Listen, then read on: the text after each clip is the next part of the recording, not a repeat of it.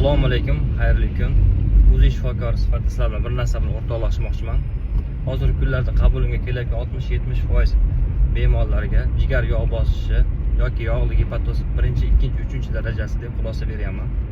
Ko'pchilik o'zichilarda ham shu bo'lsa kerak. Bu degani jigar to'qimalarida ortiqcha yog' moddalarining to'planishi hisoblanadi.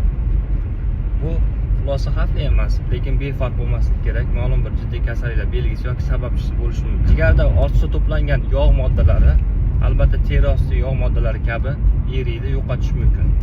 Buning uchun to'g'ri ovqatlanish va jismoniy harakatlarni ko'paytirish lozim.